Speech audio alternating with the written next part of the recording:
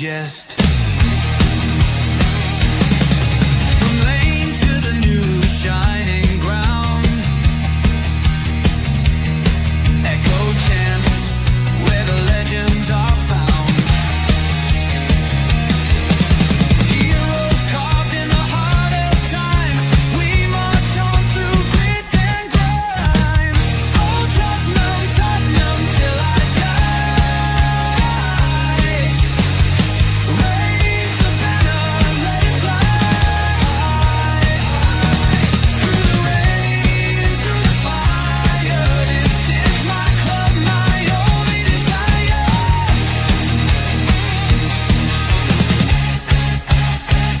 Oh Tottenham, Tottenham till I die. Raise the banner, let it fly through the rain, through the fire. This is my club, my only desire. Echoes of King and Greaves in the air. Every goal, the sound declares.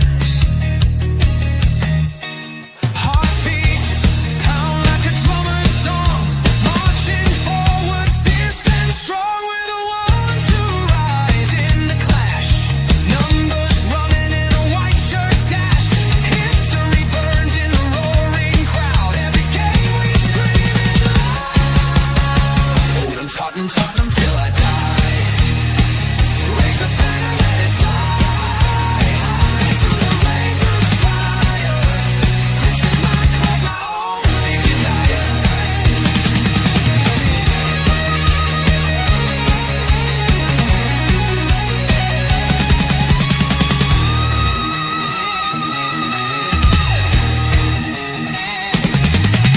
We're the ones who rise in the clash. Numbers running in a white shirt dash. History burns in the roaring crowd. Every game we scream it loud. I'm Tottenham, Tottenham till I die. Raise the banner, let it fly through the rain, through the fire. This is my club, my only desire.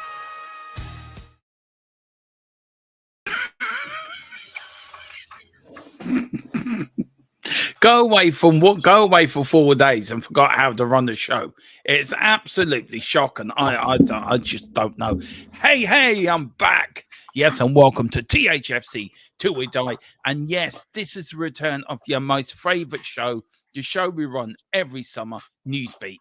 It is. It's not News Round for anyone that remembers News Round back in the day. It is not. It's Newsbeat, where we talk all things Spurs. We give the latest news, latest what's in the news about Tottenham Hotspur. And by God, there is a lot to go through today. Firstly, I want to say a massive thank you to my man next to me, to the big man himself, to the big Jimbo, the big James, and also the big man from America, from Michigan, if you're watching, Steve-O. Steve Austin, the $4 million man. I'm sorry, you're not the $6 million man. You're just $2 million short, but you are the $4 million man. And Conham as well, for all your hard work over Sunday covering the Palace game. You had more fun than I did. I will get into it. It was Wayne. I tell you one thing. You've been to games this season. I hope you can back me up in it. It was woeful. I mean, you guys made the game sound so better than it was. I actually watched the watch along. Right, I couldn't sleep, and I thought, I don't know what. I watched the guys watch along, and I'm thinking, are they watching the same game I'm watching? Like, you made it so much interesting. Well, people weren't. Well, first of all, Dermot, welcome back. I'm glad you're back from England. You got back from the mainland nice and safe. That's the main thing. Nelly didn't actually, because the day we were coming back, wasn't there a power surge? All the underground shut off. We actually got on the underground 2 hours before that happened, so we were very lucky. But glad to have you back. It's good to see you, man. Yeah, I mean, well, we had to try and make it sound good, better than what it was. I mean, let's be honest, it wasn't exactly the greatest of performances. It was a bit flat and dull, but yeah, No, we enjoyed it. I enjoyed it. I love doing the watch along. It was a bit different doing it with Steve rather than doing it with yourself. But yeah, I mean, thanks very much for those kind words. It means a lot. No, you are, man. You've done a fantastic job, and you held down the fort, and you looked after the chat Saturday when I wasn't here as well. And I do know what you've been. I said it before to you. You're a great addition to the channel. You and Steve, the pair of you. I'm extremely grateful. And me and Colin said it. We've got a good team around us now for the summer, the preseason, next season. So we're getting somewhere.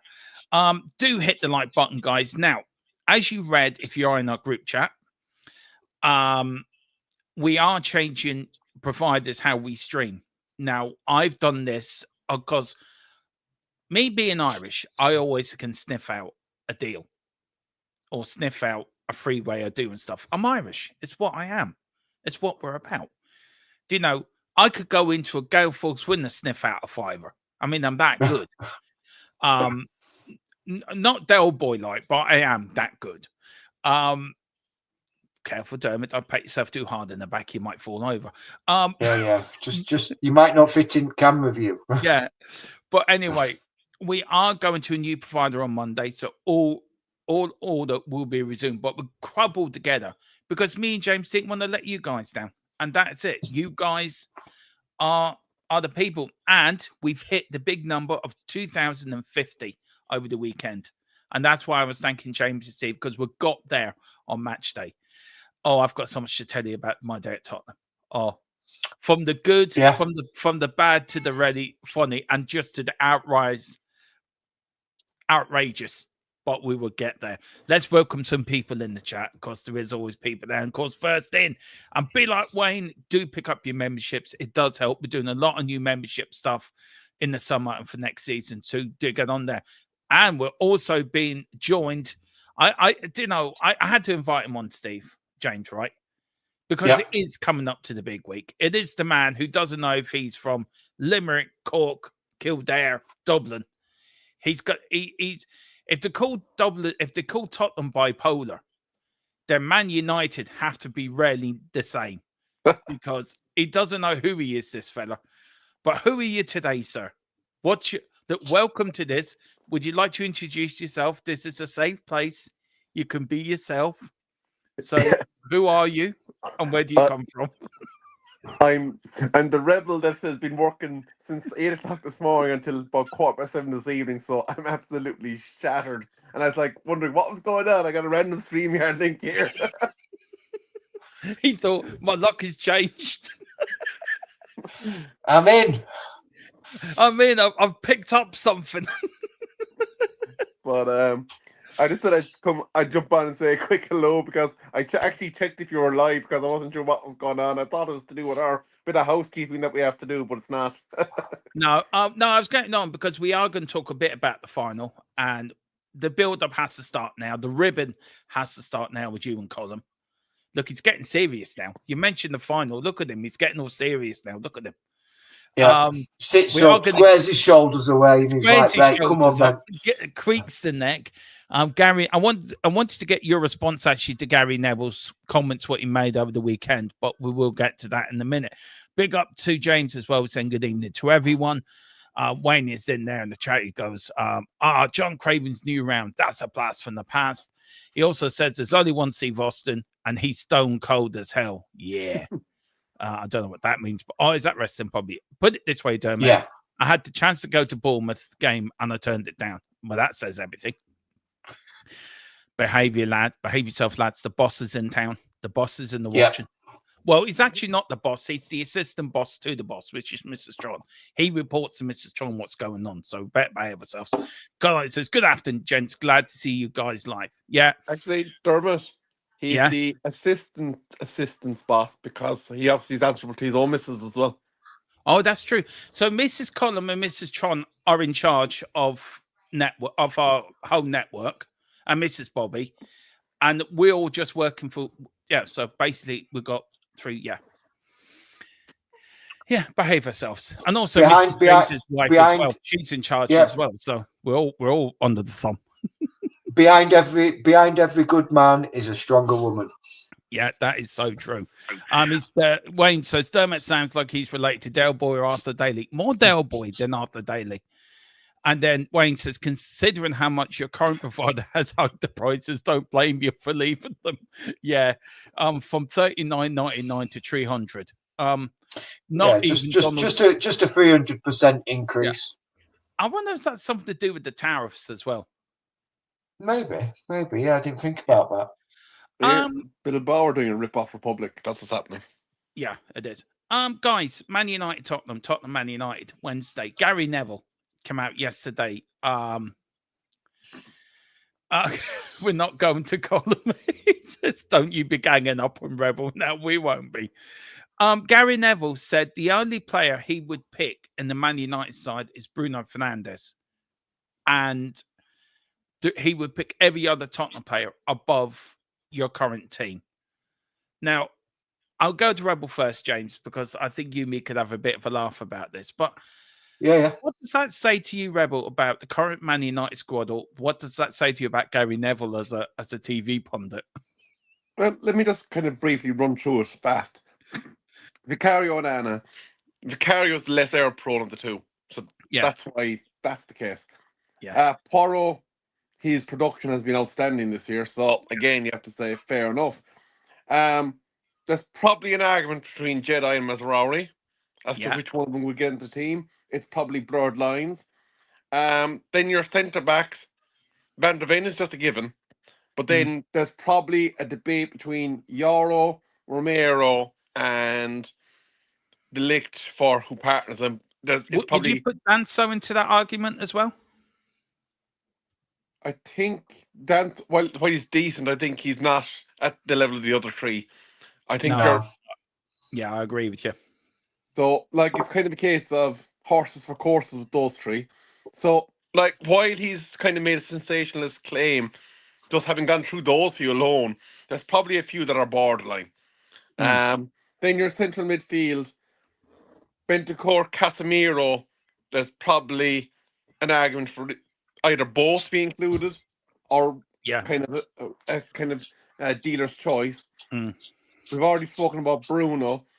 Then on your wings, there's an argument for Ahmad, depending on what. I like Ahmad. I think Ahmad gets into any Tottenham side, if I'm being honest. Over who, though? Who are you putting Ahmad Diallo in instead of, though? Are you putting him instead of Son, or are you putting him instead of Johnson? Johnson. Well, then what are you saying about Kulusevski? Kulusevski going through the middle? Yeah. Well, see, I make an argument that Brendan Johnson could play that number 10 role. Now, people laugh at me when I say that. But I think he can, actually. I think he's got the talent to actually play a number 10 role. I think he's got the temperament to do it. Now, well, we may see him on Wednesday playing the number 10 role because we haven't got a number 10. Yeah. I could see Son playing there actually for you on Wednesday, I'll be honest with you. See, Sonny's not a number 10 or a striker. He's a winger. But if you look at the rest of the Man United squad, right, you go through them. I think Colm says it here, right? That's because Gary Neville has a no IQ of actual football when he's not on the pitch. He cannot talk after he's won. Has got a great managerial record, actually. And look, I'm not jumping the gun here with regards to Gary Neville, and we are going to touch on it later in a little bit regarding it. But his comments with regards to the unfortunate incident that happened in the Forest Leicester game regarding that player, completely uncalled for. He's a commentator. He's a pundit. He should not be making comments like that. I agree.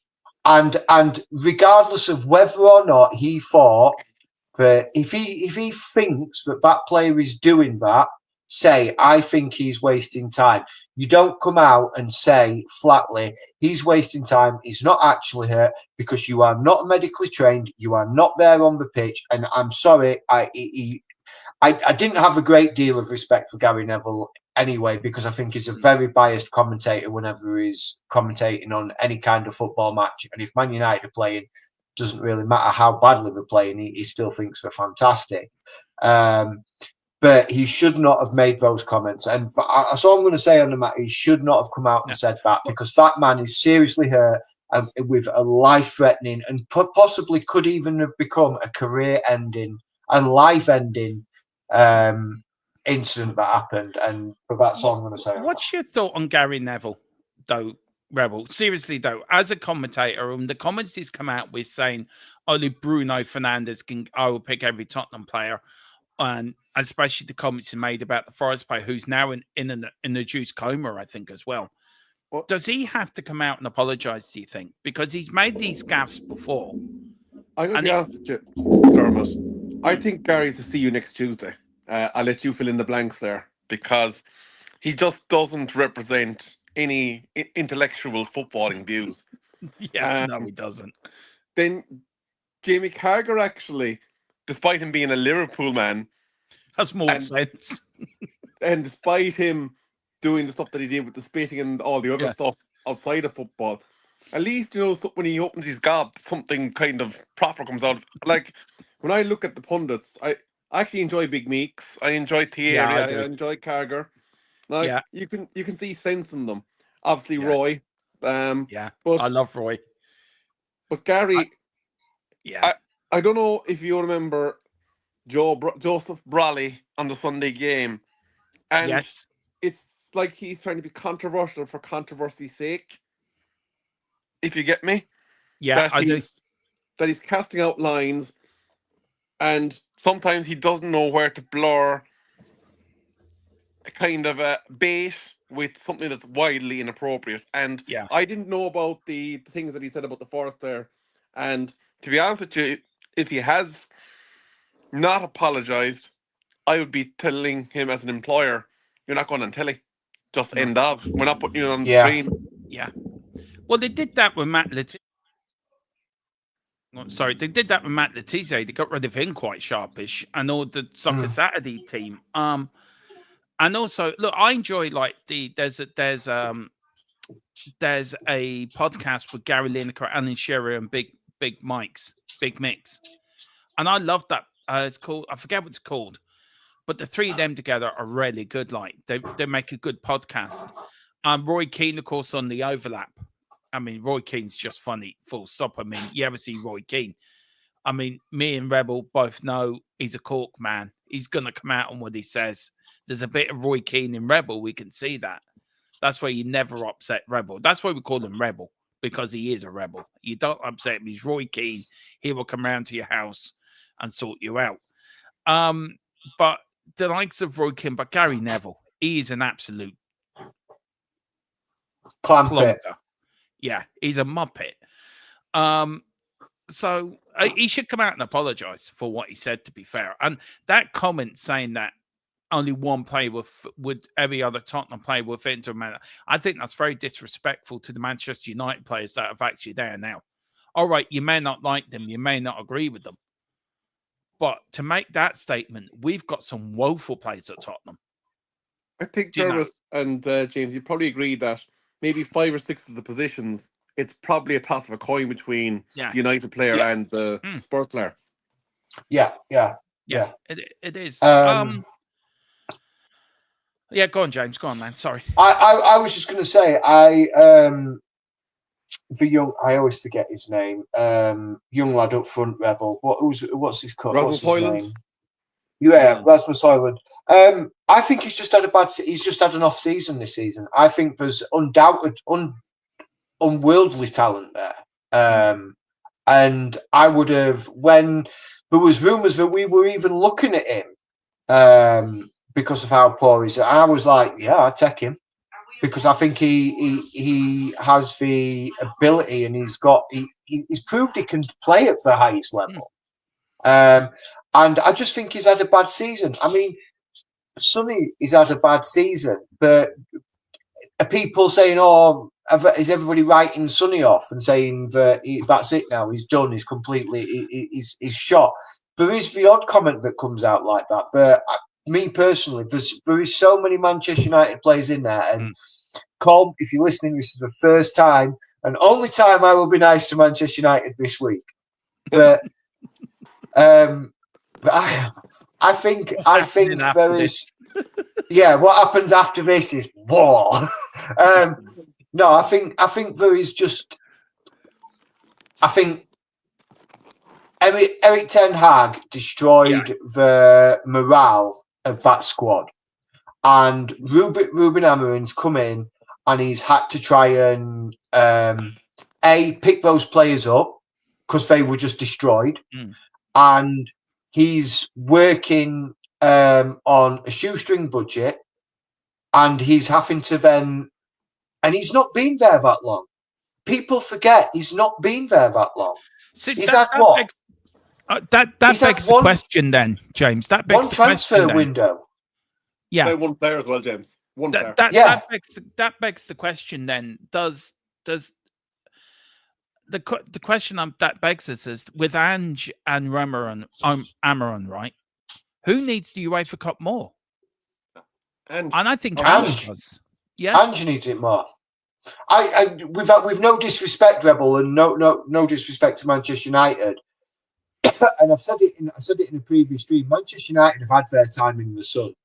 It's time for somebody else to sort of come out of the shadow of Manchester United, of their pure dominance they had, because they did, and I can't sit here and say they didn't. They dominated English football for many years. And I'll tell you why they dominated English football as well, James, as well. Sorry, don't mean to cut, but I'll tell you why. They were backed, and the manager was allowed to buy the players that the manager wanted. You look at I agree. I completely agree. Oh, here he comes, look. Here he comes. He just needs to come in and say something. I think he agrees with us. What Alex Ferguson, yes, he was backed. Yeah. He was back to the hill. And what else did Alex Ferguson have? He had continuity. He was given time. When his team was starting to age and they needed to have a little rebuild and they weren't winning the league, and he said, right, okay, we need to get rid of these players and we need to bring in these players. He was given the time and the money to do that. And that then enabled Manchester United to continue at the highest level. Whereas, and you're seeing it now with Liverpool is a prime example this season, right? They've won the Premier League. Congratulations for them. But Jurgen Klopp could see that the team was probably going to go downwards a little bit, but they were there or thereabouts. Arne Slot's come in. He's gone, okay, I can see this team's still got quality in it, but I'm going to need to make some tweaks. I'm going to need to put my stamp on it, and I'm going to need them playing my football, and we should be okay. He signed 3 or 4 players, and they've gone back up there, and that's what happened with Manchester United. They'd have that little dip, they'd sign 3 or 4 players, freshen it up, and then they'd be back up there. And like I said, that's the one time you'll ever hear me be kind to Manchester United. Actually, I just want to pick up on James' points there. Actually, he's made some great points. And actually, interestingly, and I think it's probably something we pretty all need to talk about during the summer, is Manchester City, having spent 100 and whatever million it was in January, look like they have another 100 odd million that are about to flush through the doors on 3 players, including Florian Wirtz, in the summer window. So I think that's something that needs to be addressed. But you mentioned one thing about clubs' time in the sun, and I suppose the unfortunate thing with peaks and troughs is that the big clubs don't tend to go away. They may be quiet for a while. They may be bubbling under the underpass, but eventually something will happen where an event will take place where either the Glazers go or some change of fortune in that we assemble a squad that can compete at the highest level, clicks into gear. It's a matter of when rather than if. I think Manchester United comes back, because it's just going to be, they're too big to fail. As for if Manchester United, let's play the devil's advocate. If we do beat Tottenham, it's not a given by any chance of stretch of the imagination. I think it puts us in a position where we go from the B aisle in the supermarket for players back into the A aisle and we will get some higher tier players that we wouldn't have expected to have gotten if we don't win the Europa League. But I suppose Manchester United, Ruben Amorim, as James pointed out, one player has been signed. There's clearly players that don't work in his system, and there's players that are going to leave in the summer and they're going to generate transfer budget. Big Ange, even if he wins, probably is not going to be our manager next year. He'll get the Louis van Gaal treatment of putting his trophy up on top of the press conference and probably be fired the following day. That's probably the long and the short of what will happen to Ange. Yeah, but the Rebel, but what does that look? The question then begs, and big up Colin for joining us. Big up, thank you. The boss man is here, so the assistant boss, we need to behave ourselves. What message does that send to our next manager then? If you're going to sack a man that's won you a major trophy, only 2 men have won a European trophy at Tottenham, Bill Nicholson and Keith Birkinshaw. He'd be the 3rd man in our history to win a European trophy. Only 2 men, if I'm right, have won European trophies for Manchester United. So Matt Busby and Alex Ferguson. Amorim, Jose Mourinho. Jose Mourinho. Okay, so you've had 3. So Amorim could be the 4th man in your history to win a European trophy. Ange Postecoglou he's already set a record of making Aussie idealists look like a footballing managerial genius in the Premier League. He's already broken that record. But if he wins the Europa League, he becomes our 3rd man in history ever to win a European trophy. What does that say about Ange Postecoglou? Or B, what does it say about the Europa League? And I want you guys' thoughts, and I'll start with you, Colin, because you're last one, so I'll start with you. Look, we all know Tottenham Man United at the start of the campaign, they were predicted to get to the final. That's borne out correct. Have you been happy with the new Europa League, how the competition is now? Have you been happy with it? Or do you think you should have went back to the old way? What have you thought of the new system that UEFA have used this season? I don't think there's an issue with it at all. Oh, I can hear echo in my ears. So yeah, I quite like the new system. I'm not gonna lie. It's made both competitions a bit more enjoyable. Sorry, this is annoying. Oh, I've left a voice changer on. That's why. Professional. Yeah. I've been messing about with stuff.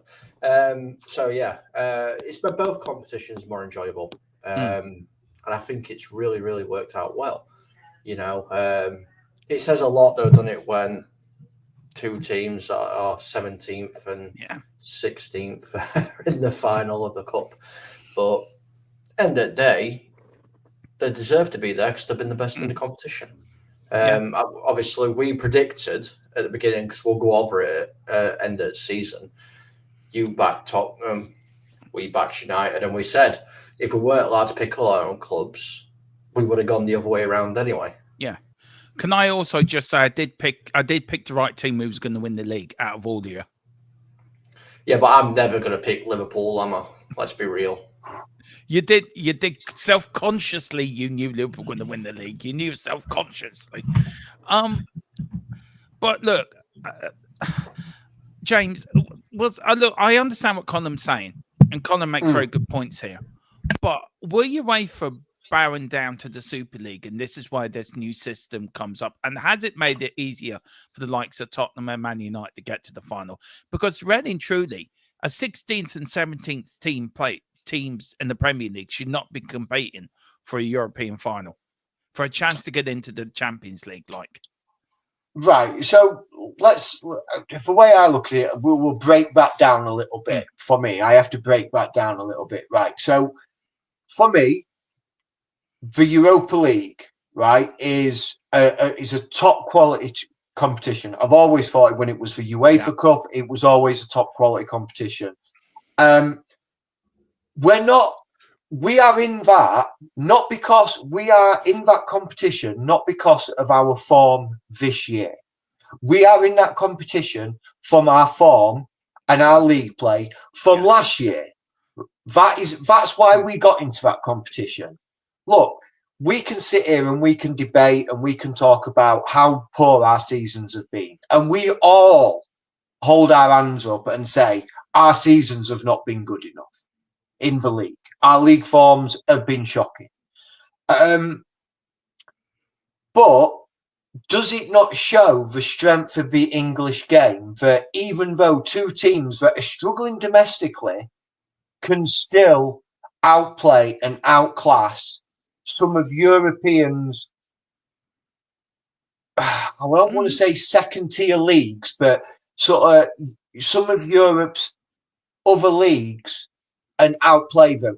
Because the Europa League didn't have all minnows in, and it was just Man United and Tottenham that were weighted thingy. You still had the likes of Lazio in there. You still had Frankfurt in there, who were having an unbelievable season. Bodo Glimt, who beat pretty much every big European club that came to their stadium and played. They beat them.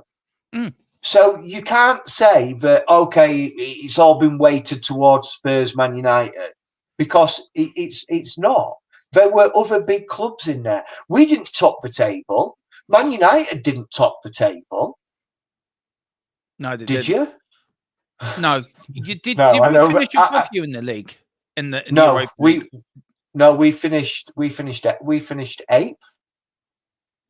finished eighth. We were eighth in the group. We finished fourth, I think. I went back to 84, right? And we lost 15 games in 1984 to when we won the UEFA Cup.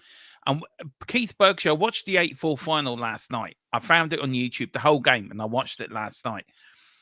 I still don't know how Ozzy Adilis missed from 5 yards out and hit the crossbar. I still don't know. To this day, I will never know how that man missed it, right? But Keith Berkshire said, we played 11 good games to get to this final. And that's what Spurs have done this year. And the same as Manchester United as well.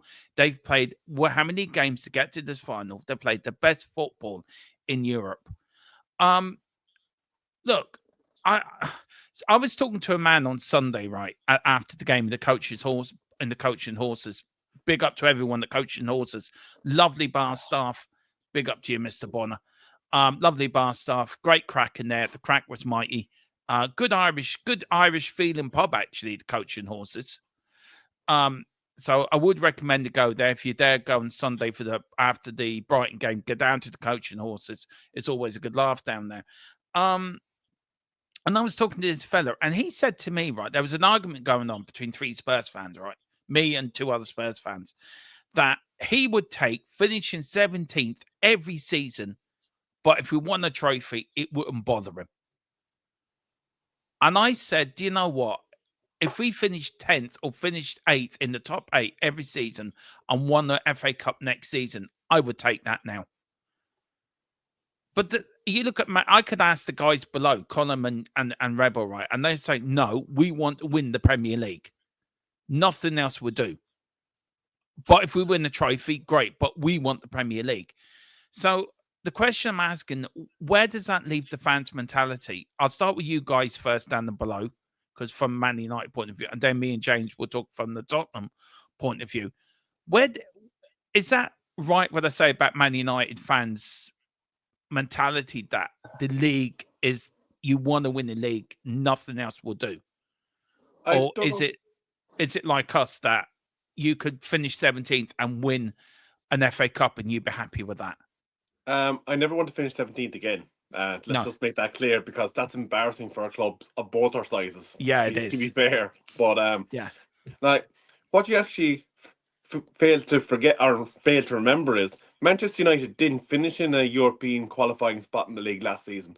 We done it by beating City in the FA Cup final. Yeah, you did. Yeah, you did. Yeah, you did. So technically, we are on a cup run that started at the very start of last year's FA Cup.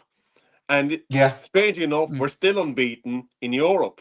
So when you think about it, our cup run has been an unbeaten run for 2 seasons now, which is completely and utterly not to the point. But Manchester United are in a position where we're in a final again, where our league season was less than desirable. But I think what Manchester United fans want to see, and I would hazard a guess that Tottenham fans are similar. They want to see progress and advancement each year. Like Manchester United in our Banty era, which is basically since Fergie retired for the last 13 years, have 1, 2, 3, 5 trophies, I believe. 6 trophies, possibly. Which, for a team that is a complete shambles, is not a bad return. Like, Arsenal fans, I'd say, would only be more than happy to have our trophy haul for the last 13 But years. Arsenal do have a trophy, Rebel. They do have a trophy. Oh, They have a bottle. That's their trophy. But That's it. That's it. Are you sending that down to them, Colin? Is that the trophy? Yeah. They've won the bottle trophy for the 3rd year in a row. I mean, that's unheard of. That's just they're unbeaten, like. Sorry, I had to put that in there. I'm sorry. in terms of what the Europa League will mean to Manchester United fans, it's basically a platform back into Europe's premier competition. And whoever disrespects the Europa League, I'm looking at Arsenal here, they only have a Fairs Cup and a Cup Winners' Cup in their entire European history. Yeah. That's the full extent of their European history. So, like, they've been in the Europa League a couple of times in the last decade. Have they won it? No. Nope. I know they're going to say, but there's no more Champions League teams dropping down into the Europa League. We beat 3 Spanish sides that are in the top half of La Liga to get to where we are. He played Eintracht Frankfurt, who are no pushovers. There's a lot of big teams from the continent still in that Europa League. And to be honest with you, I think it was long overdue that they stopped the parachuting, because it added unnecessary added games. When you're out of the competition you qualify for, you're out. And I think that's more than fair. As to why... I agree. As to why I think you have to look at the money that's in the Premier League, Dermo. Yeah, exactly. The Barcelonas, the Real Madrid, all these teams, they wanted this league structure against all the big teams to try and close that gap. No, it's not going to close it, but to kind of marry the gap in their advertising. So that's why we have what we have today. And obviously it does close the door to an extent in the Super League. But we're looking at an unprecedented event of a 6th all-English European final. This is Tottenham's 3rd, by the way, out of those 6. You've been involved in 50% of them. Yeah. You won 1, you lost 1, and obviously you faced United. I'd just like to correct you there. You cut your mic out just as you were correcting us, Dermo. Your mic's gone. Right, sorry. We were the first English side to win the European trophy. We were the first side to win 2 European trophies. We were the first side to win the UEFA Cup, by the way. We were the first side to win it twice, if I remember rightly. Well before Bill Nick won the Cup Winners' Cup, well before Sir Matt Busby got together and got Man United to win the European Cup. Celtic won that before Man United did. So, do you know, Tottenham have set the plate. I mean, we have set the standards in Europe for all you lot to follow. Yeah, but I mean, you've slightly overtaken us, I will grant you, but we started well, but we've sort of, I don't know where Tottenham have gone, James, over in Europe. We got what it was. Tottenham were going along the motorway and they saw a good-looking woman and they got sidetracked. That's Tottenham. And Man United have said, no, we're going to focus on. I mean, you haven't even. I mean, Wayne Bonnet's put here, but I bet United don't have the Tiger Cup. No, you don't. You don't have the Audi Cup either. But Dermot, just to point out, by the way, what I did say was correct, though. In the all-English matches, you beat Wolves, you lost to Liverpool, and there's a 3rd to be played. Yeah. Yeah. 1 win, 1 loss. This would be a draw. You can see it going to penalties, actually. Big up Nick as well.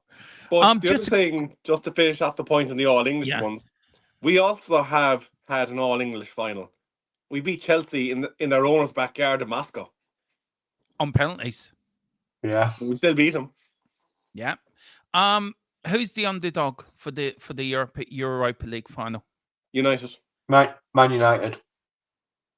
Why do I feel that Tottenham are the underdogs? Why do I just got this feeling that I hate going into anything favourites with Tottenham because we never do well?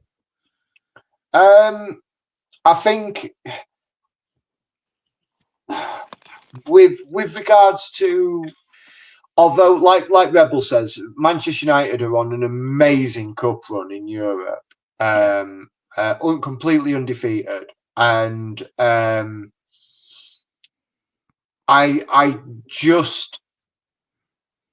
mean, they played amazing against Athletic Club. You did. You were brilliant. You really put them to the sword. I Can I just also think, say, sorry, James, I say back you up on that. They were fantastic at Old Trafford. yeah, they really were. I mean, I don't care about you played against the 10 men in the first leg. You battered them in their own backyard. How many teams have gone to their place and battered them? You haven't. Only United have. Sorry, I didn't mean to cut across you, James. Sorry. No, but you could just on that thingy is not many teams went to Bodo and gave them and turned them over, and we did that. So I just think that, well, I said it in when me and you were going live on the second leg. I said it. It just feels like there's something in the stars.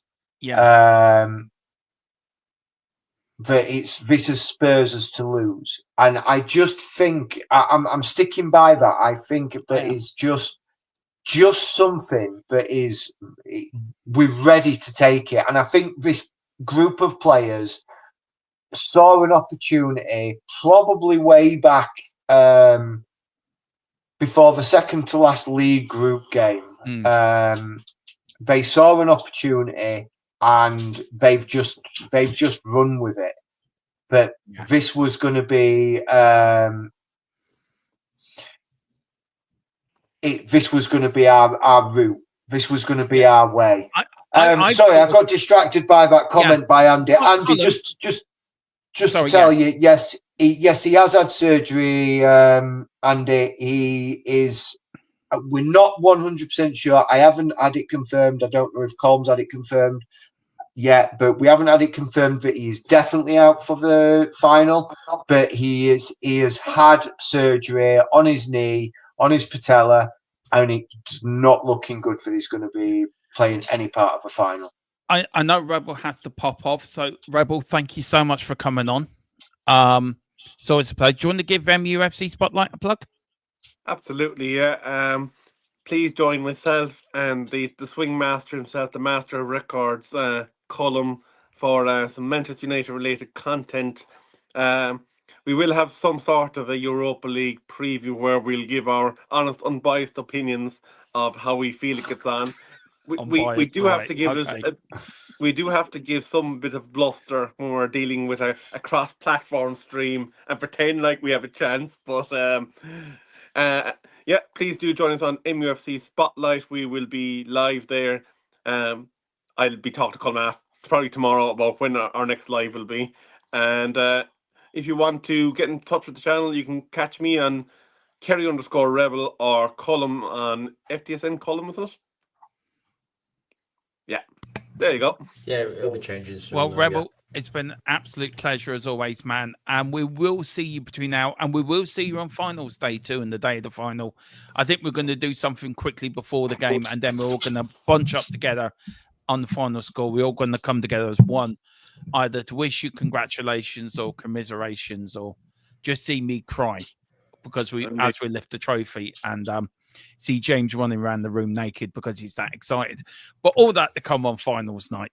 By the way, just before I go, United. I knew that was coming. I was knew it coming. Big up to you, Kev, as well. Big up there. Michael's asking us, are you four going to the final? I wish we were. I wish. Yeah.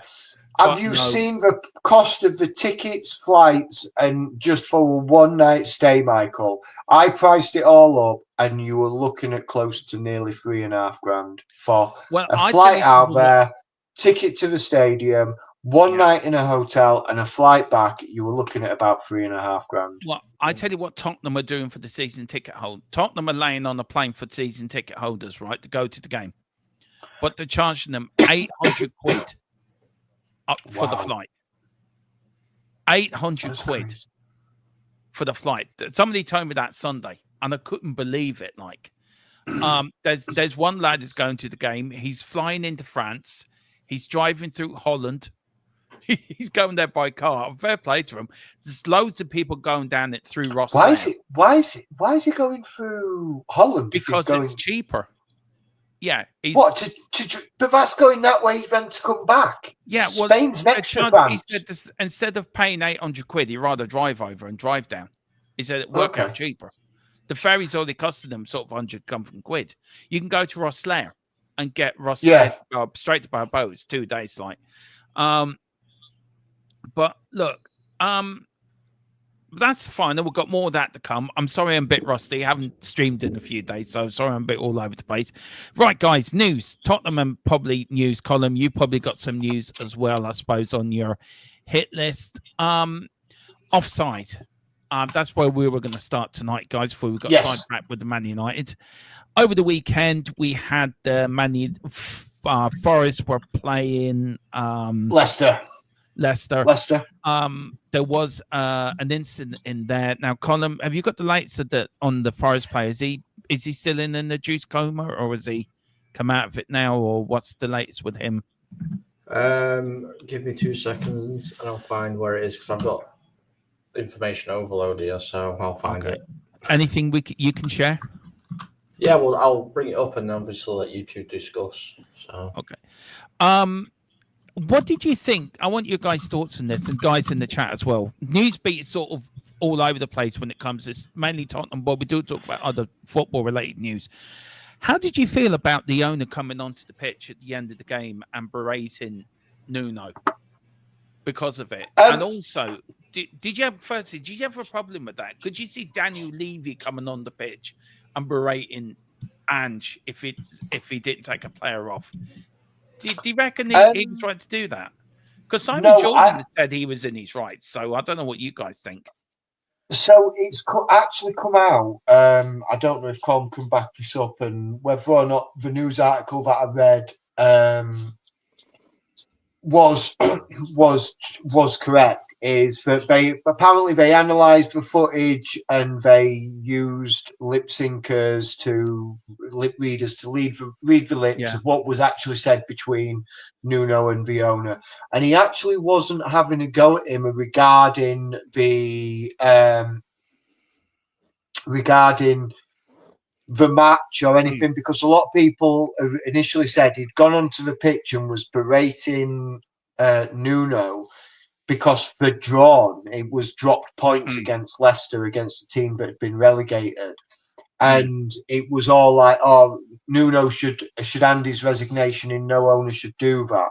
And when I first read that bit, I was like, yeah, no owner should do that. That's bang out of order. That's kept behind closed doors. You don't go out onto the pitch and start slagging your manager off.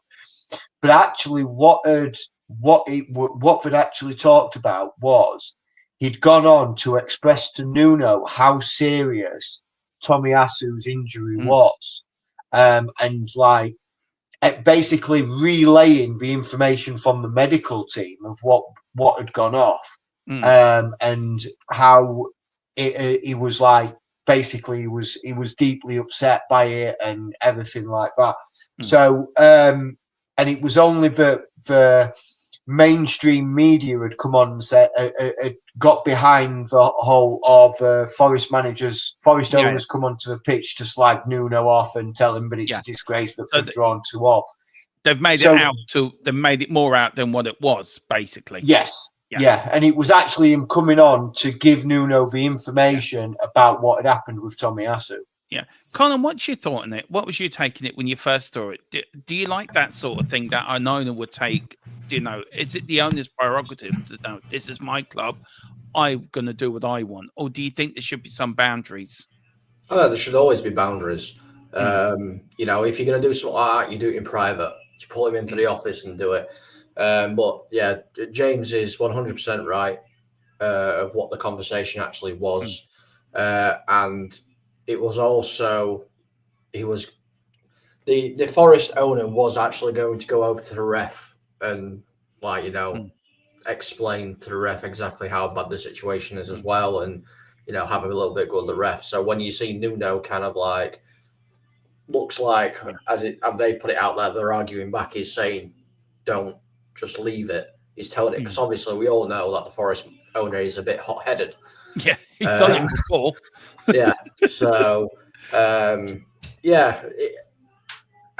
this is one issue I've got with the media. They just twist and warp things into things that they're not. Yeah. And obviously, he is still in an induced coma at this moment in time. So, obviously, thoughts and wishes go towards him and his family. Yeah, exactly.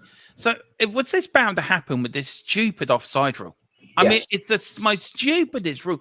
Back in the day, you put a flag up, offside, game stop. Now, I'd love to know who comes up with these ideas. I'd love to know who comes up with these rules. UEFA. PGMOL. Who are these people? Yeah. Are they seen? Do they come out and explain themselves? No, No, the they're little stuck in a little gremlins. room all together having tea parties. I mean, The little gremlins that seriously, sit in corners, Dermo. I'm telling you. they sit in the shadows. This is the most stupid rule I've ever seen brought into a game because it is causing so many more injuries. Yeah. Because it's carrying on. You know, how many times have you seen an injury happen where somebody's through on goal and the linesman's put his flag straight up? Hardly any, because they just stop. And now it's a case of they can go 5 minutes. Yeah. Players don't know whether he's offside or not. If they're through on goal, it's going to be a last-ditch tackle, which could injure either one of them. We had it on Sunday at the game. Two offsides for Crystal Palace. I mean, we were right near the Palace fans. And it was like the Palace fans were cheering, and then it was, ooh. And then, of course, offside, because we were giving it large back to them, like where me and Dave were sitting, like. Me and Dave were like two kids in the canvas. It was really fun. They were having great banter with the Palace fans. Can I just say the Palace fans were brilliant on Sunday? There really are a nice bunch of lads. I met a few Palace fans before and after the game, and two of them do watch the channel. So hi Andy and hi Lee. Just if you're watching, lads, big up.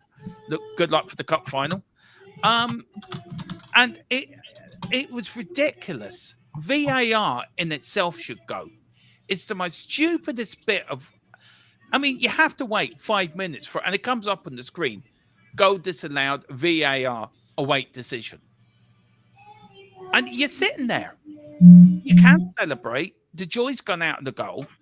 And then what they do show at the stadium now, they actually show if it's offside or if it is goal, they actually show the decision on the big screen. So the automated offside, they show it on the big screen now of if it's offside or onside. And it's ridiculous. The referees do not run the game. It's VAR that run the game. Yeah. And I don't know what you guys think. Colin, I'll start with you and I'll go to you, James. Do you agree with that? VAR runs the game now. It's not 100%. 100%. I mean, you know, I think we've had this discussion before, you know, back in the day, I say that as if I'm like really old, but like, I mean, I'm talking late 90s, early 2000s. If a referee made a decision wrong or a linesman flagged somebody offside and he wasn't, you know, you have your 10 minutes, you know, in pub or whatever with your mates going, oh, I can't believe he's done that. But then you forget about it. Yeah. Because, you know, it's like, it's human error. We can't, you know, we understand that. We probably mess up as much as what they do. But now they have a system that is designed to give them help and they still fuck it up all the time. Mr. Brady always said that VAR was actually run by monkeys and gorillas. It's a stick. No, that's an insult to monkeys, that. Next season, guys, the refs are going to actually explain the decision within the game, like American football. But do you not think that's just going to slow the game down even more, though? Because then we're going to be waiting for the ref to dance. Yeah, of course it will. Absolutely, 100% it will. I mean, just to back up what Colm says there, is when offside, like you said it perfectly, Colm. You would have the 10-minute grumble that can't believe the linesman's got it wrong, or if it was a close call, it would be like if it was a game that was shown live on TV or whatever on whatever platform it would be shown live on, or a match of the day, you would have them break it down and say, oh, look, we've drawn a line here. And I think what they've done by trying to make decisions, by trying to make the game its integrity, to keep the game's integrity, they've made it more complex. But by making it more complex, they've opened up a can of worms that they now can't shut, because it's getting crazy and it's out of proportion. And this whole, like we say, this whole offside rule of let play continue, let the game develop, and then if he's offside, then raise your flag. No. Doesn't need that. That doesn't need to happen. If he's offside, he's offside. Raise the flag straight away. That's the thing. Yeah, I can remember back in the day, right? If you weren't sure, the attacking side got the advantage. Yeah. That was the letter of the law. They need to go back to that. All I want technology is goal line technology. That's it. I don't want it for anything else. No, I don't want it for agree. anything else. It should be goal line technology and let the refs ref the game. If they cock up, they cock up, because the law of averages is going to balance itself out by the end of the season. It really is. It will balance itself out. James, you got a list what we were talking about, mate. So what we going on to next? So we did touch on it a minute ago. Obviously, Decky's surgery. Andy made a comment. Do we know about? Well, I've lost it now. Can I say I was there Sunday? I saw the challenge. It was a bloody nasty challenge. Yeah. It really was. There it is. There's Andy's chat. Hi panel, hi chat. Maybe off topic, and I'm too lazy to look it up myself. But is it true Decky had surgery? Yes, he's had surgery on his patella, which, if you are not medically trained or don't actually know what your patella is, that's basically your kneecap. Yeah. And so he's had surgery on that. He's also having pain injections to manage the pain. Whether or not the surgery is minor or it's been, major surgery on his patella, is unknown. I don't know. I have asked for clarification from my source, but he hasn't given me anything. Whether or not that's because he's not had that information given to himself. But yeah, as of now, as what I'm aware of, Decky has had surgery. He will look to try and get him into some kind of training before the Europa League final. Whether or not he's fit to play, start, 10 minutes off the bench is unknown at this time. That information is just not out there. I mean, I was there Sunday and I saw him on the sideline. He could hardly put any weight in his knee. And he tried running up and down, and we could see he was struggling. And I could see it on the other side, Mikey Moore getting ready. Right? They knew he was coming on. Yeah. And he allowed him back on the pitch. And he only ran about 5 yards and he collapsed. Yeah. I mean, he was on the floor, literally riling around. And you're thinking to yourself, well, why let him, if you're not sure, take him. And they did the right thing by taking him off. Yeah. But you can tell on Sunday that he was out of the final. So during the watch along, obviously we had the advantage. I had the advantage of having the cameras, and the cameras kept cutting back to Decky.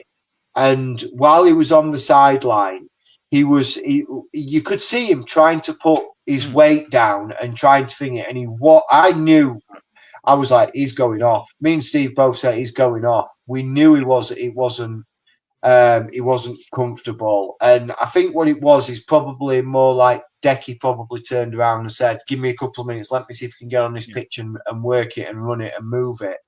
But like you said, Dermo, he literally came onto the pitch, and we had a good view of it on the screen as the camera was panning. He came onto the pitch, and as he came onto the pitch, he literally made it 10 yards onto the pitch. And I said to Steve, Decky's just gone down again. He says he's really hurt. He's going. And then he cut to Mikey Moore, and Mikey Moore was called straight over. The hush around the stadium was like unbelievable. It was like you could hear the gasp. Colin, I mean, look, what news have you got, sir? Because I know we're going through a bit of the news. So with that covering Decky, what news have you got that you can share with us, Mike? Well, from one source I have, Decky's been ruled out. He's not going to feature because he's not going to be recovered in time. Obviously, I'm still waiting to hear back from other people. We will get that confirmed as soon as we can. Yes, we will. Like I said, I'm still waiting back from our usual source. This is just somebody else that we do use.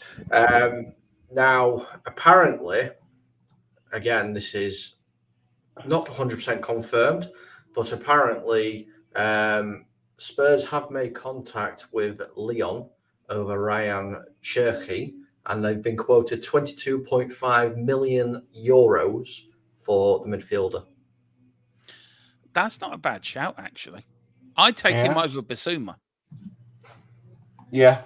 Now, talking about Basuma, I don't know what you thought, guys. I mean, I think, Colin, you might have seen the highlights of the Tottenham game. I know, James, you did the watch along. Basuma was woeful on Sunday. He was absolutely woeful.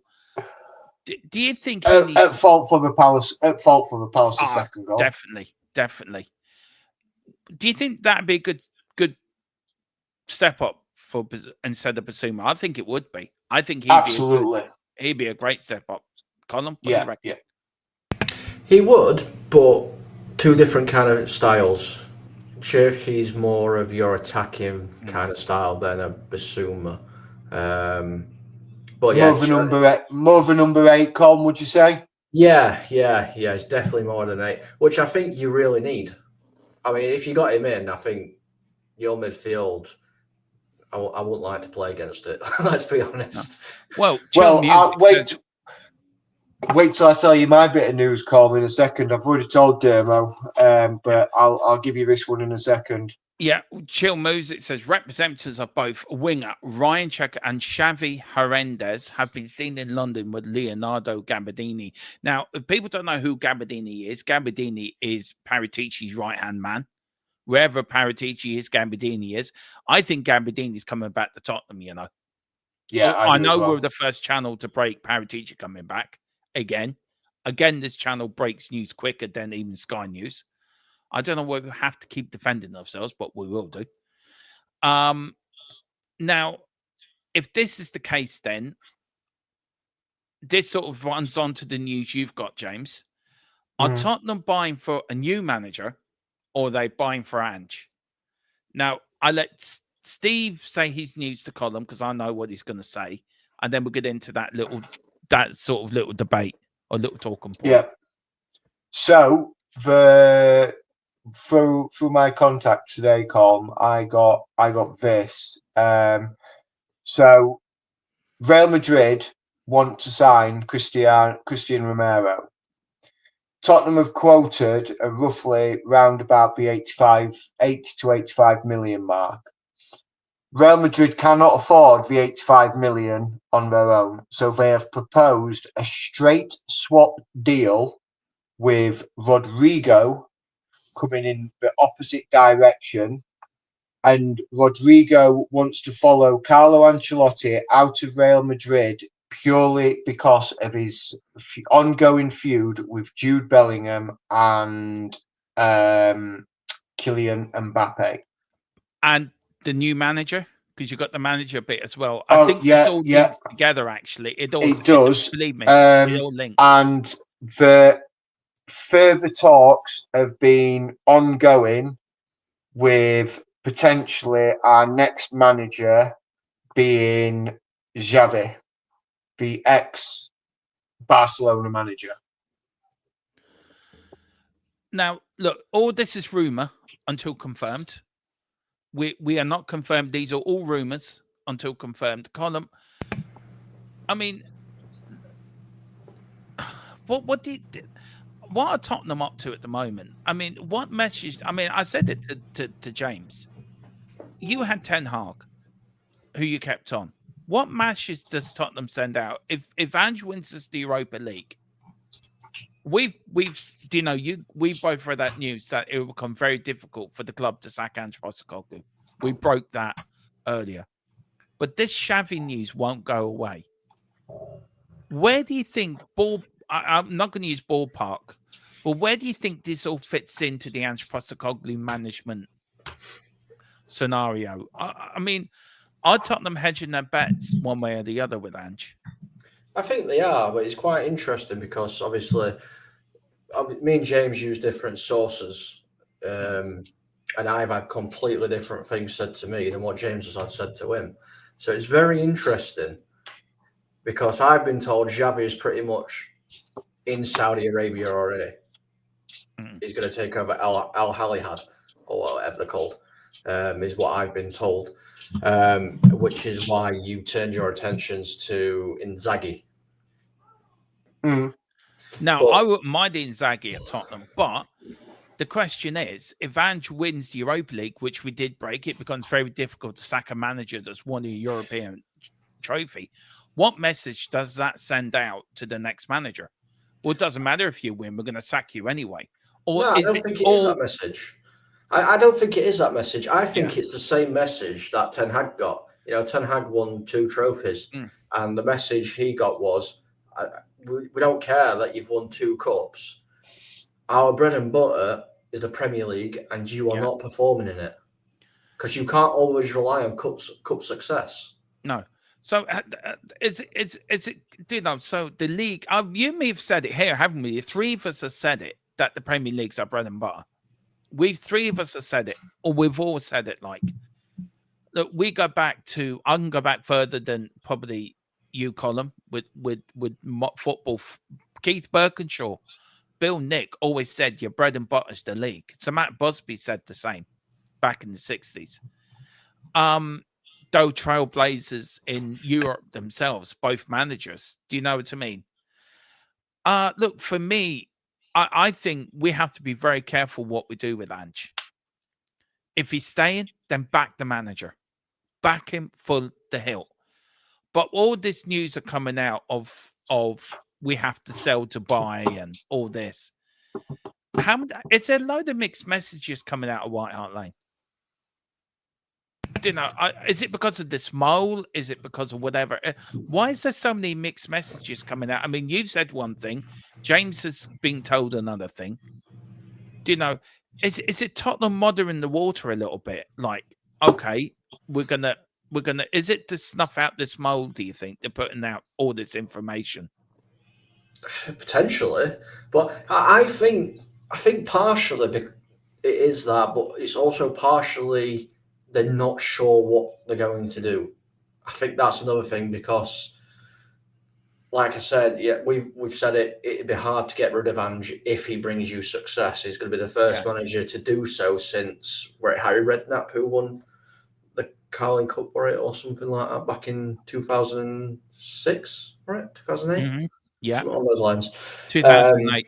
There we go, 2008. I do remember a little bit of Spurs history. So yeah, I don't think they've actually got a foolproof plan at this moment in time. And like, obviously, rumours and transfer rumours and everything gets spun this time of the year all the time because it's coming up to end of season. It's, you know, transfer window, wacky season. You know, James is saying about Rodrigo coming. I'm hearing that Atletico Madrid are going to put a £80 million bid in for Romero. There's so many different stories, and until things start developing at end of the season, we're not going to know. But as a channel, can I just say quickly, as a channel, we will only say it's confirmed until we can know 110% confirm it ourselves. It was like the Paratici news, wasn't it? I got told by Steve, Paratici's coming. I went straight to you, didn't I? I said, is this true? You said to me, yes, it is. And that's no disrespect to anyone. We have to confirm news that we break. And it's the same with James. I mean, James gives us news. And we always have to double check on news, triple check on news, because we don't want to come on and say, this is happening. And it doesn't happen. But I know Colin will back me up in this. This channel has broke more news before Sky News than anyone else.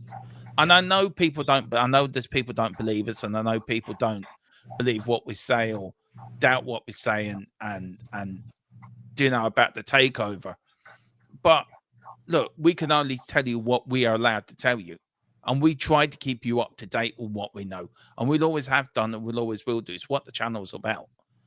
But I know with James and his source and Colin with the sources that we use, we've got loads of people. We are becoming now the Sky Sports of breaking news. And we'll always will be. Colin, I before we let you in, James, with the other news you've got, because I know you've got stack load. Do you want to back me up on that? I mean, is there anything you want to say? Because I feel we have to keep defending ourselves and we always have to keep. So yeah, it is defending ourselves a little bit, isn't it? Because you me been doing this a while now.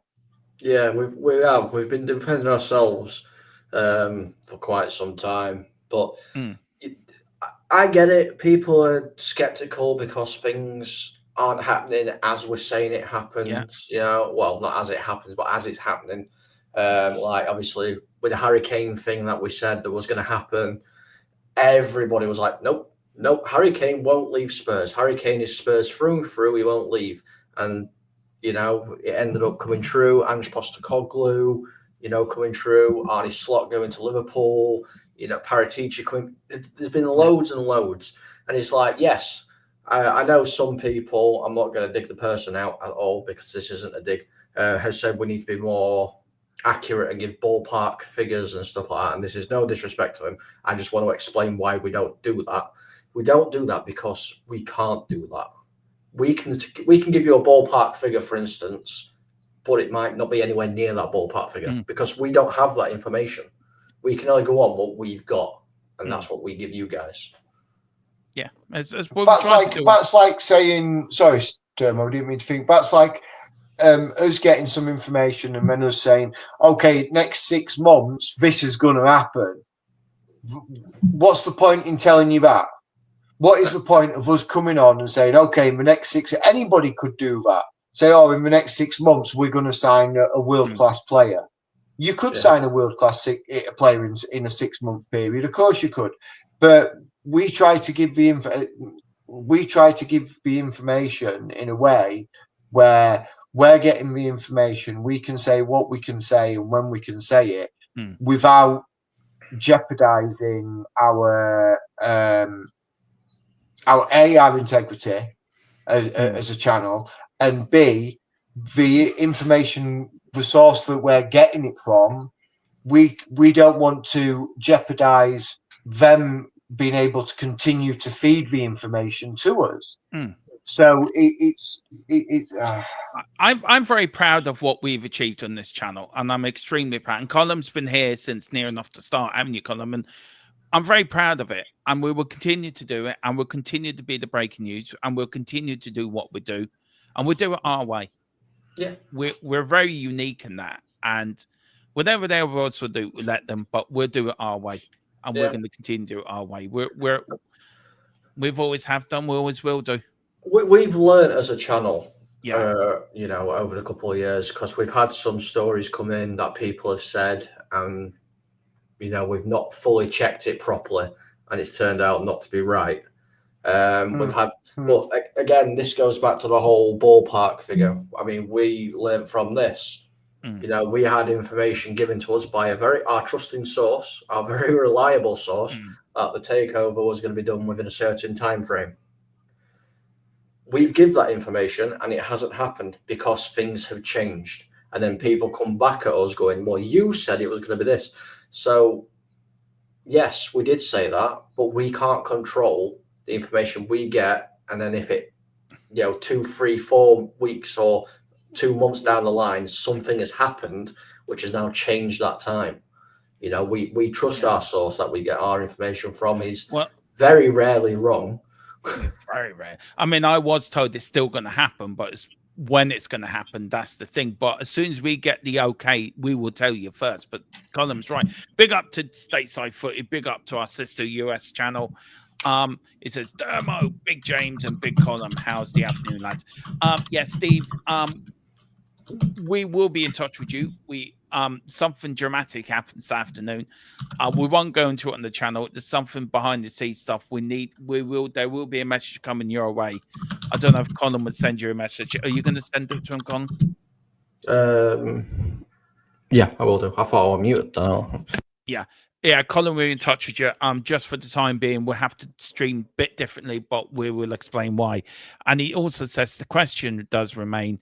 Says the question remains: does the Europa League win cancel out 20 league losses? No, it doesn't. No, it doesn't.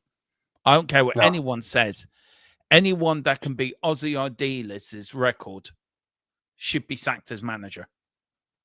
Yeah, absolutely, 100% agree. Yeah, but that also ties into what Chill says just here, Dermo. Imagine Levy sacking Ange after the Aston Villa, but before the cup final, like Jose.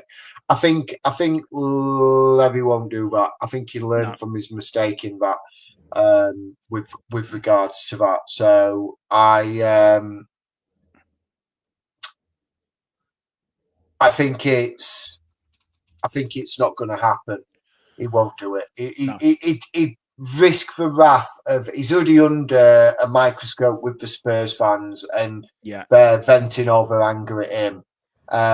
So I don't think he's gonna do that. No, I don't think he will. Colin, you have to jump. Bless you, you have to go into work. What are you doing going into work? On call. I'm on call, so. Okay. Are you off call after that? Friday.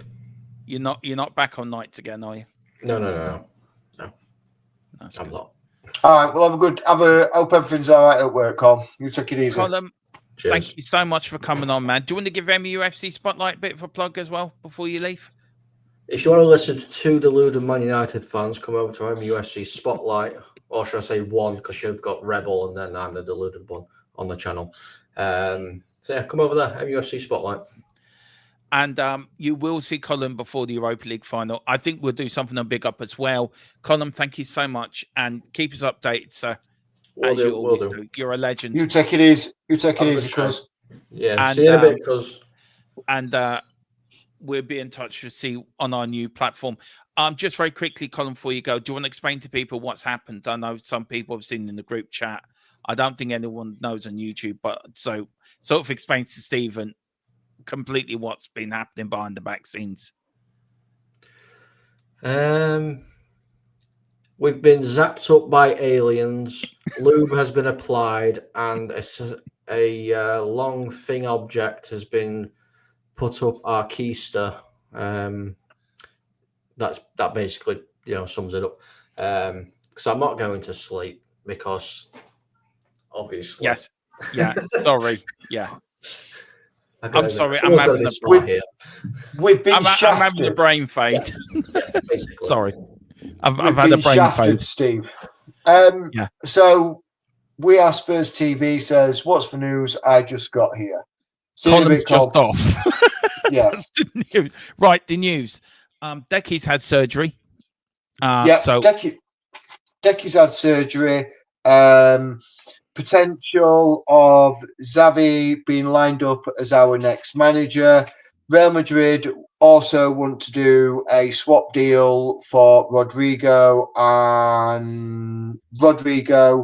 for Christian Romero in the summer with Spurs because they can't afford the 85-90 million pound. Or straight back, that's 85 to 90 million pound, not euros.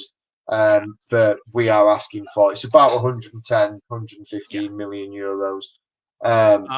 So yeah, and big up to Giant 68, Evening Domo and James. Come on, you Spurs, let's get this Europa final win. Yeah, that's it. James is already getting there. And Stateside Fruit says, oh dear, no, it doesn't. The aliens were very nasty they were kind to James, but they were nasty to me and Colin. Yeah, I'm still limping. That dirty alien. Seriously. Send shivers down my spine. What else we got? So what else we've got? So since we've been talking transfers, we might as well carry on with the other. I want to talk to you about something. Atmosphere. Oh yeah, yeah. The Crystal Palace game. What was it Yeah. actually like for you? Going to a You morgue were- would you- have been going to a morgue would have been more fun. Yeah, It was dead. The atmosphere was woeful. The Palace fans were going. I mean, one of the fans started singing, "Why are you still here watching this crap?" That's what they were singing. wow. I mean, we're sitting there. Me and Dave were sitting there, right, and we started trying to get Spurs are on the way to Bilbao. Tottenham gonna do it again. We tried getting that 6 times. Couldn't get anyone doing it.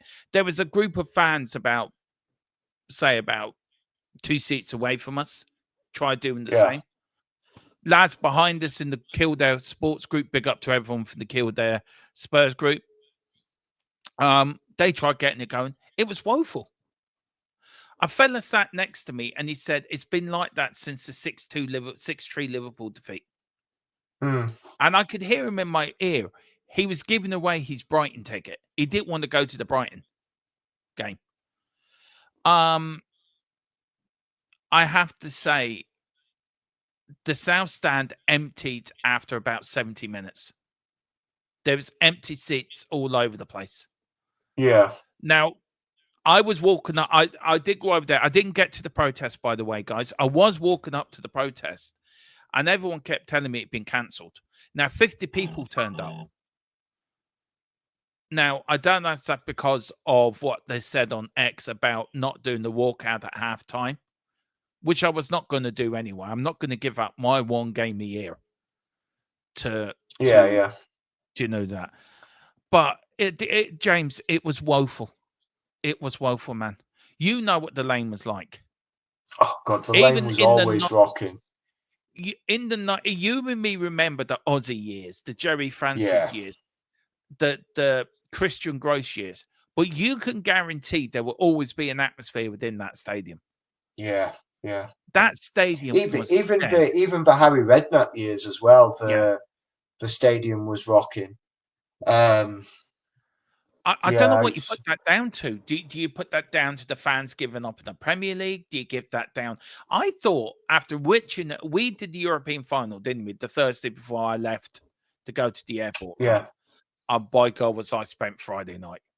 I bet you were. I didn't get to bed until 10 o'clock Friday night. I was spent. Wow.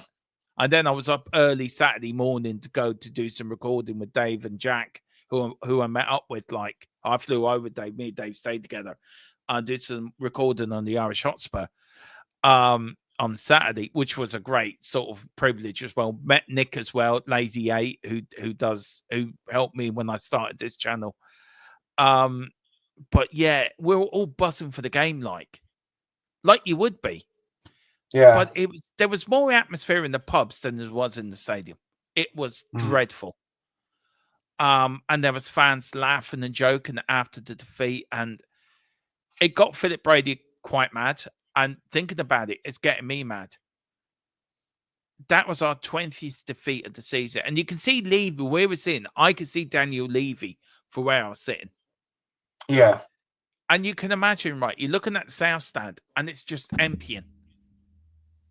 What does that say about us? What does that say about...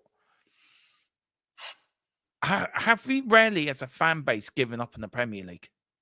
Yeah. Have you given up on the Premier League? If you were there, James, right, and say you get to go to every game, would you have walked out after 70 minutes if we were 2-0 down against Palace? No. But you've watched this crap all season. No, I still wouldn't. And the reason why is I love my football. I'm not saying that the fans that walked out don't love the football club. Yeah. I'm not saying that. But I support my football club through thick and thin. And that is whether we are winning every game or losing every game. Yeah. I would never walk. I mean, look, my stepdad used to take me to Doncaster Rovers games. Yeah. Because it was a local team. He's a big Doncaster Rovers fan.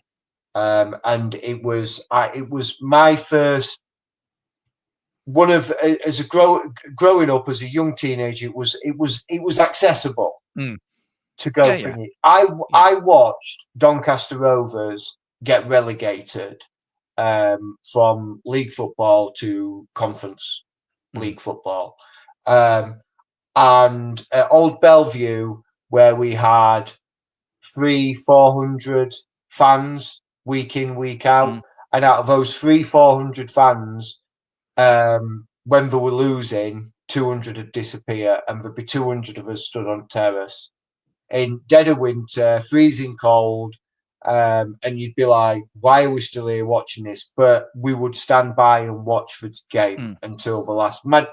I guess my stepdad instilled that in me, because it was his integrity of like, no, we watch this game when we see it through.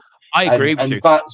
That's where that comes from for me. Is like, I mean, look, I can't get to every Spurs game. I can't afford it. B, it's too far to travel and see work commitments and family commitments.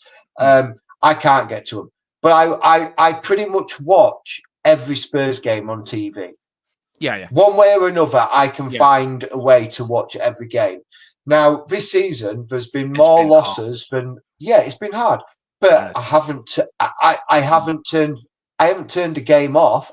It's easy. I'm not watching this. I'll turn the channel over. I'll put something else on. I could quite easily do that. I'm watching it on TV. Who's going to know? But I don't do that. I follow it and I stick with it because that is my team.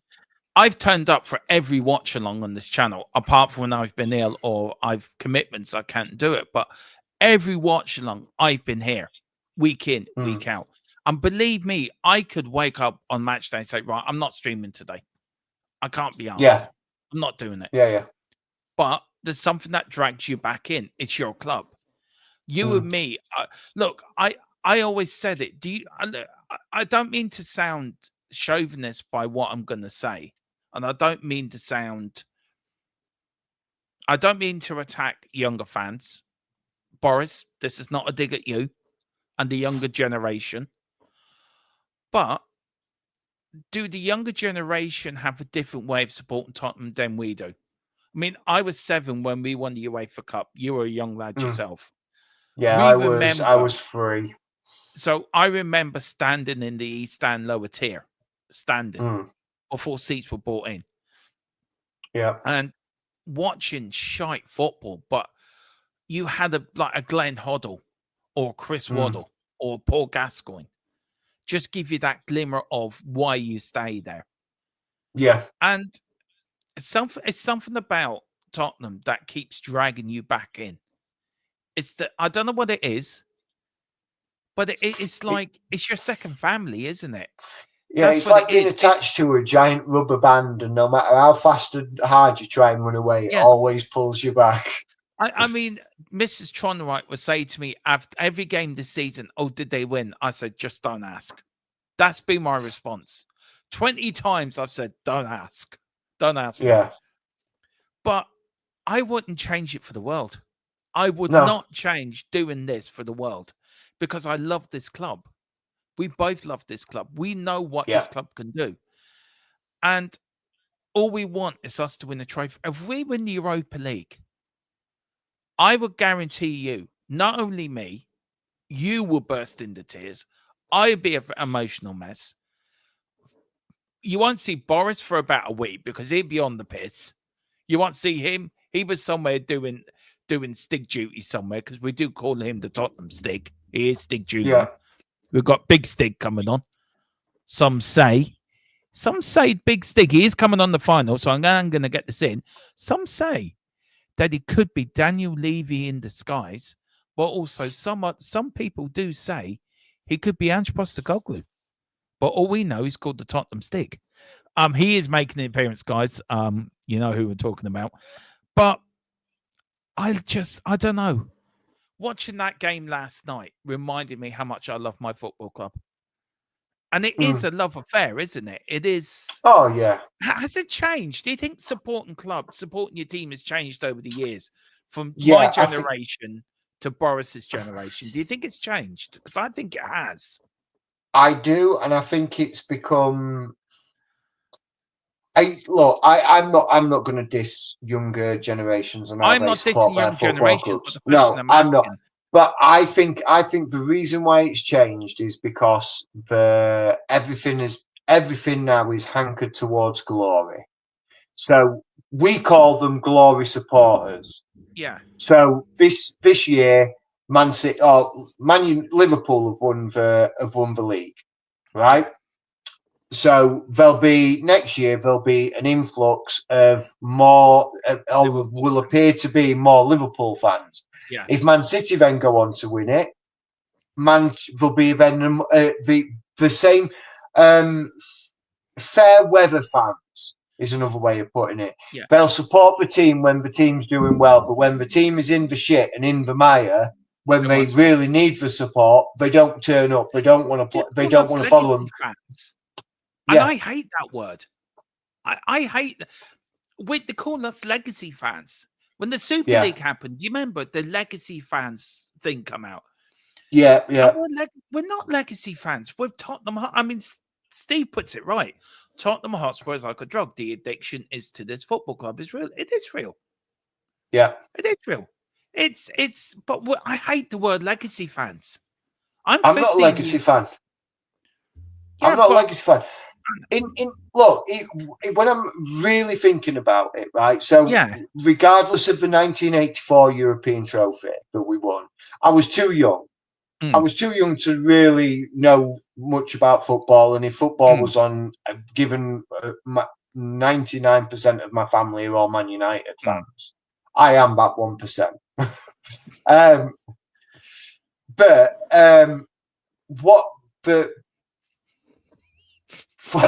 I'm not legacy fan what Colin's put.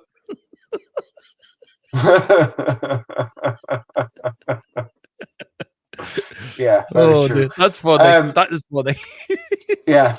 So I cannot consider myself a legacy fan because I am, because I've grown up watching Spurs, and I've followed Spurs all, like, when I was able to make a formative decision of what football club I was going to follow, and I chose Spurs. And it's just, but that's sort of a time frame that's given me the label as a legacy fan. The legacy that is Tottenham was before my time. The dominance that was Tottenham was before my time. It was your late 70s, early 80s. Because when I look back at how many trophies I've actually seen Tottenham lift, and do you know how many trophies I've seen Tottenham lift? How many? 2. What? The 1990-91 FA Cup final, which I watched on BBC when it was aired, and the 2008 Carling Cup Carabao Cup final. You're missing the 1999 League Cup as well against Leicester, so that's 3. Oh yeah, sorry, I forget that one. I always forget that one. I forget that one for some reason. I don't know. It was a boring game, actually. Yeah. It's one of those. So okay, 3. I've seen them lift 3 trophies. I've seen. I don't remember 81. I barely remember 8. I do vaguely remember 82. I was 77, 78, 79, 80, 81, 82. So I was 5. So I vaguely remember 82. I rarely remember 84 because I was 7. So rarely you can say 82, 87, 91, 99. I've seen 5. Yeah. Right. So you've seen 2 more than me. But then you look at Spurs' trophy history, and when you look at everything that preceded what we've seen happen afterwards, right? Yeah. That's true. And when you count up how many trophies, so if you went, okay, let's look at it this way. So from 1980 to 2025, that is a 45-year window, right? Yeah. We've won 81, 82, 84. We'll just go for FA Cups. We've won 3 FA Cups. Yep. 2 League Cups. Yeah, that's 5 trophies. And the Europa and the UEFA Cup, 1 UEFA Cup. Yeah, that's 6 trophies and one league. And one. No, we didn't win anything in the 80s. Didn't win the league in the 80s. Didn't we win the league in 80-81? No, we won the FA Cup. FA Cup it So, was. I knew so it was a trophy in 80-81 because we got that So- whole tag is we only win when the year ends in so if you go from 0001. 1921 right to 1981, we Yeah. won 1901. We won the FA Cup. 21, we won the FA Cup. Right. Yeah. The Wales and Richardson family took over in 1948. So 2 league titles back to back, 50, 49, 50, 50, 51. Yeah. Okay. 10 years later, we do the double FA Cup and league. So that's 3 leagues. That's 4. 3 leagues, one FA 2 Cup. FA. Yeah, 3 leagues, 1 Yeah. FA Cup, 4 trophies. Yeah, 4 trophies. 62 retained the FA Cup. That's Yeah, 5. that's 5 trophies. 63 won the European Cup Winners' Cup. That's Yeah. 6. 6 trophies. 67 won the FA Cup. 71 7. League Cup. 72 Yeah. UEFA Cup. 73 League Cup. So that's 9 looking at trophies. what? Yeah, and then runners up in 74 UEFA Cup, and then we didn't win another trophy until 81. But if Yeah. you look from 1951 to 1991, we won a trophy at every decade. At the start, Yeah. we won in like 60s. We won 4 trophies in the 60s. Yeah, it was one of our most successful decades. Yeah. Was the 60s. The 70s, the start of the 70s, we won three trophies. The start of the 80s, we won 3 trophies. Yeah. The start of the 90s, we won a trophy. 1. We won 2 trophies. One at the start of the decade, one at the end of the decade. In Yeah. 99. Yeah. Then you go to the year 2000s. 2008, 1 trophy since then. Yeah. Now, Well, from 1999, from the 1998-99 season, 1 trophy. yeah. And you look at likes of Newcastle hadn't won a trophy since the 50s or the 60s. Look at Everton. Everton haven't won an FA Cup since 1995. They haven't won a trophy, I think, since 1995. No, But we haven't. you look at Wigan, Portsmouth, teams like that have won FA Cups. Are they more successful than we are? Leicester won a Premier Yeah. League. Blackburn won a Premier Yeah. League. So I don't consider anyway. That to me that's Tottenham's legacy. So for the Yeah. majority of Tottenham's legacy, I was not around, was not a supporter. I wasn't even a twinkle in my father's eye. So I don't consider myself a legacy supporter. What I consider myself is a die-hard Spurs fan, because I will support Spurs thick and thin. I will never ever waver in my support for Tottenham. Look, if we could get relegated, I would still be a Spurs fan. I mean, I'm not going to turn around and say I'm going to stop. I'm going to stop following Spurs. No, I wouldn't either. I mean, Colin puts it here. It says, if anything, I would say I'm a legacy fan because it's been passed down from my predecessor in the family. I mean, yeah, my dad was not a football fan, but he took me to every Tottenham game I wanted to go to. And he sort of passed. I got into Tottenham because that was my team. And my dad very much, he wasn't into sports, but he would get into anything I was into. Yeah, he did become a Spurs fan sort of himself. So in the way he passed it down to me, and like I'm now passing it down to both my lads have no interest in football whatsoever. They're not interested in sports. But my sister's young lad, he's interested in football. So I'm passing my Tottenham down to him. Yeah. It's like you were passing it down to your children. You know, yeah. I'm sure they're my daughter, she's not interested in football, but my little boy, he has interest because I have interest in it. Yeah. If I said to him, do you want to go see? I mean, I've taken him to a couple of Doncaster Rovers games because, again, for me, it's easy, it's accessible. It's not going to break the bank for me to take him to that game. It's not that I love Doncaster Rovers; they're a local team for me. It's not that I'm betraying Tottenham by taking my son to watch. I'm taking my son to watch a football game. But he is a little Spurs fan because he Yeah. will always, if I'm sat watching the Spurs game, he will come and sit and watch it with me. And he will always ask me, who's that, Dad? Which plays that? Yeah. Which plays that? And he tries to learn the players' names. Colin was saying he's a legacy fan. What he probably doesn't actually realise is that not only was his mum a Manchester United fan, his grandparents were Man United fans, and his great grandparents were Man United fans as well. Yeah. On his granddad's side, on my side of the family. I've like always my said, granddad. I look at people like Wilton McDonald, Philip Brady, that I've seen it all. They've seen the great Bill Nick play. They've seen the great Tottenham side. I mean, Philip Brady just goes on about Jimmy Greaves. Do you know how good Wilton McDonald does as well? And we're there as fans, you and me, probably. I'm there lapping it up, and you'd be the same, just lapping up that information. And I don't know about you, but I go onto YouTube and put on old Tottenham games like from the 60s and 70s. Yeah. I have a thirst for knowledge about Spurs when it's like stuff that is not been in my lifetime.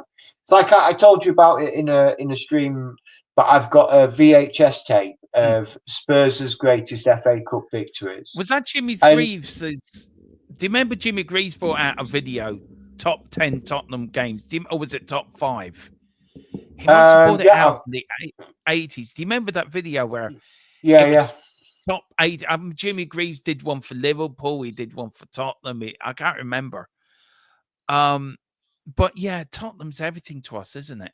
It's everything to us. Yeah, did you see what he says? Yeah. I did. I'll be sending a message saying I'll be using it for fire kindling. Steve says, well, I'm a first generation Spurs fan and I hope I get the pass. I too. This from Giant 98. Wow. I mean, this is just a wow. My granddad played for Spurs in the second and third team in the 1930s. As a 17, 18-year-old, it's in my blood. Your granddad probably played with the likes of Bill Nick. Yeah. Probably did. Yeah. Wow. Well, listen, man, we need to wrap this up because you and me get talking about Tottenham. We can go on forever. We'll go. Well, listen, just before we wrap it up, I've got a few other little bits. News. Yeah, I've got a few little bits of news for people because obviously I don't want to leave it too thingy.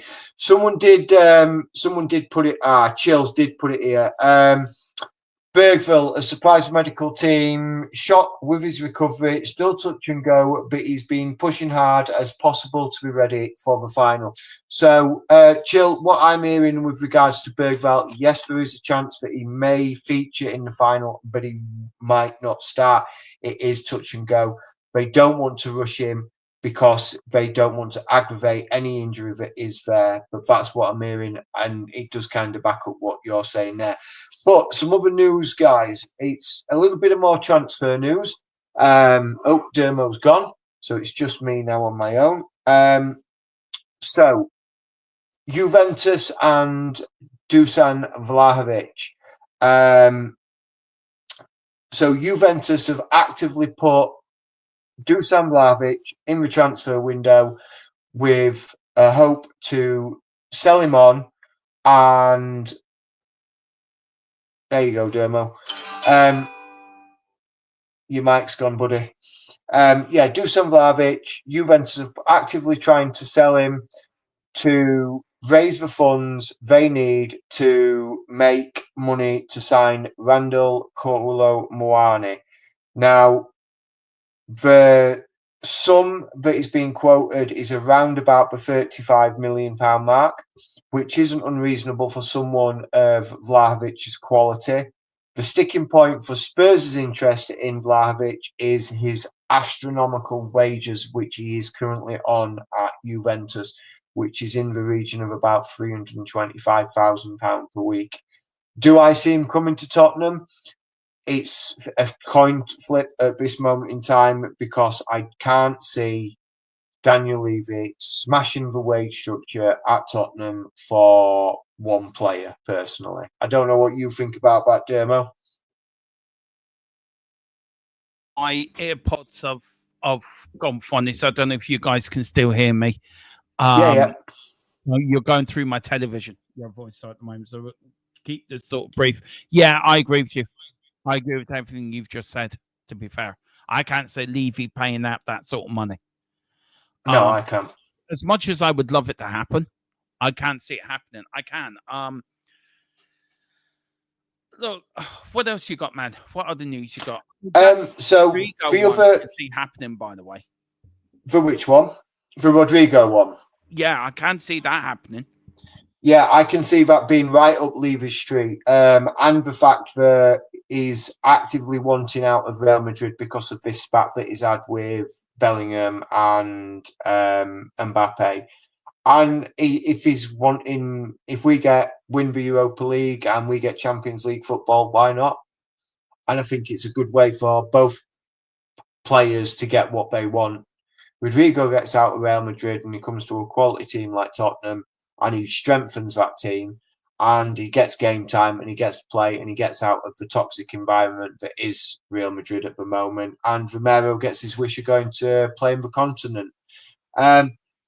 The only other one bit of information that's been given to me is regarding Crystal Palace attacking midfielder Eberechi Eze. He has actively and openly stated he wants to leave Crystal Palace. He wants to play Champions League football, which has alerted potential Champions League clubs, Manchester United and Tottenham, as well as other Champions League clubs, Liverpool, Manchester City, Arsenal, his availability.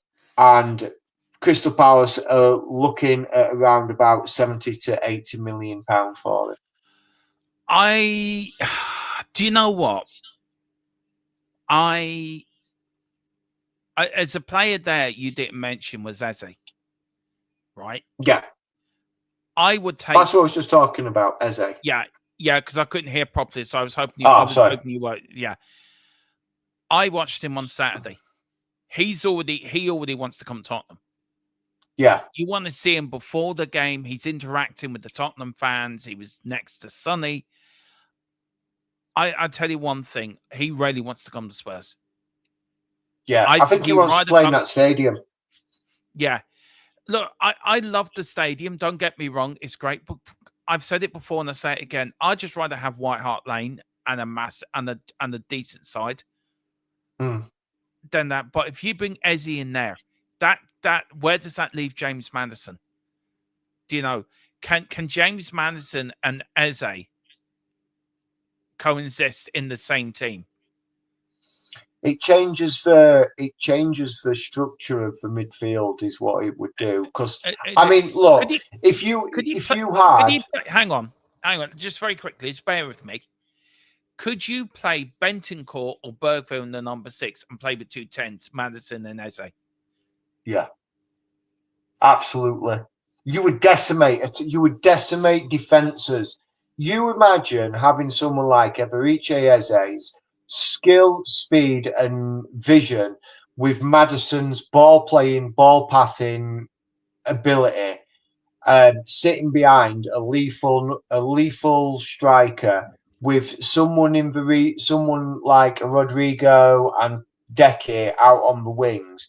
You would tear teams a new one week in, week out. Then that goes with the Vlahovic news you've got as well. Yeah. Does that mean that we would then need an out-and-out striker? I mean, does that mean we have to get somebody improved than Dom Solanke? Dom Solanke's done well for us this season, but do we need a better striker? And then does that mean you sell Richie, put Dom on the bench as the second striker, and you buy Vlahovic to go up front? Yeah. So if my dream starting 11 next year, if all these transfer rumours actually happen, my dream starting 11 would be Vicario out in goal, Porro on the right. I would retrain Archie Gray to be a centre back because I think he's had some of his better games playing as a centre back this season. So I would retrain him to be a centre-back, partnering him up with Mickey van der Ven and a doggy out on the left. I love Jed Spence, and I think he's had some good games and some quality games, but what the Crystal Palace game taught me with regards to Jed is that he has still got a lot to learn and is a bit lazy. So a doggy out on the left. Then you put someone like Bentancur as the number 6, and rotating with Bergvall. And then you put Eze, Madders it through as like 2 number 8s or a number 8 and a number 10, and play those two with Rodrigo out on the left, Decky out on the right, and Vlahovic up front. And you would look at that team and say, my God, that is a Premier League winning team. It is. Right, I've got some more unconfirmed. These are all rumours, by the way, until either way. Just a big up to What's the Point FC. I haven't seen you for a while, man. Where have you been hiding? God, yes, great to see you back in. It says it's best from you joining us. Possibly, but we'll give you more information once we get it. This is the last bit of news that I've just got from our source. He says Liverpool will back out with Tottenham and Chelsea to sign Bologna centre-back John. I can't even pronounce that name. John Lucimi. Oh, I wouldn't mind him. He is a decent centre back. Quality centre back. Played really well for Bologna this year. Yeah. Also, we've got Matthias Tel could be Tottenham's first signing of the summer. It's believed that Tottenham will not activate the 45 million option, but Bayern and Tottenham will talk for a lower fee as the German giants want to move on the 19-year-old French forward. Well, they do have 30 million.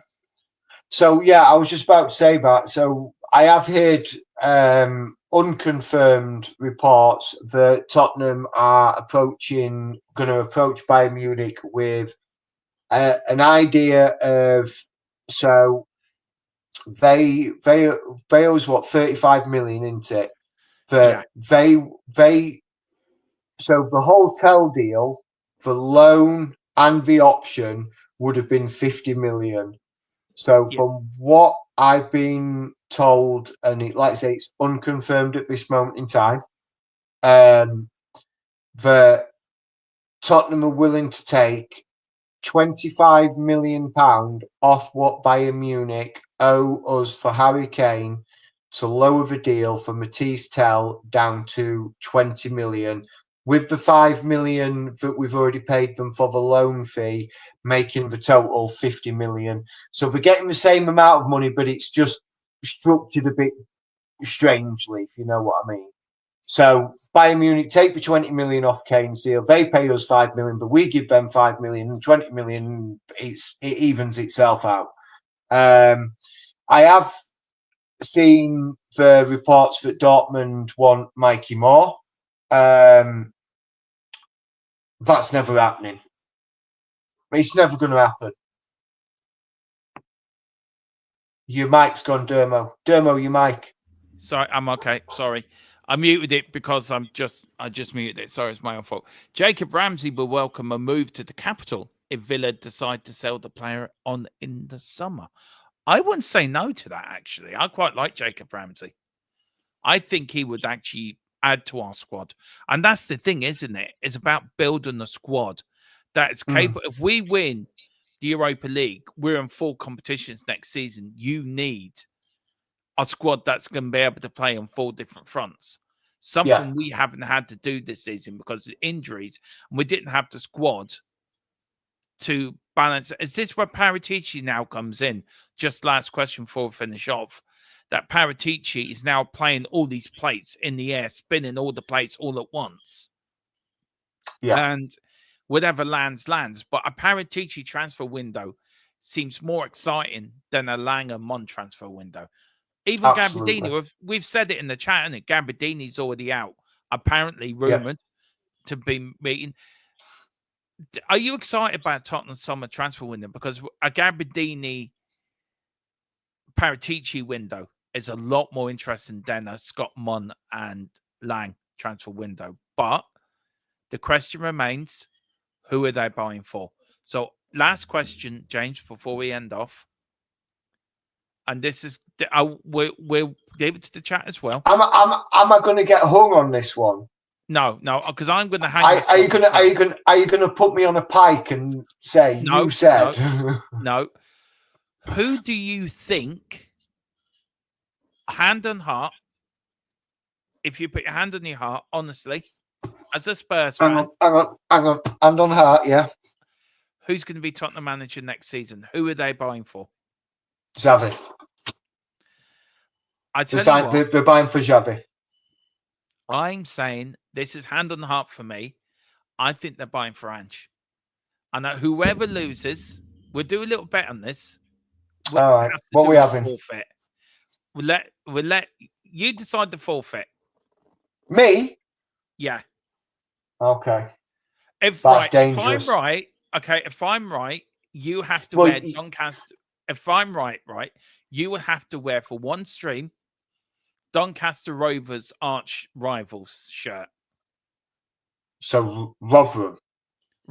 You have to wear a Rotherham shirt. God, that means I've got to try and find where I'd buy one of them from. Right. I note I didn't say Arsenal. I wasn't putting you that down low. Right. And if you're right and I'm wrong, what's my forfeit? Okay. Well, if now then, I know you're a big Gaelic football.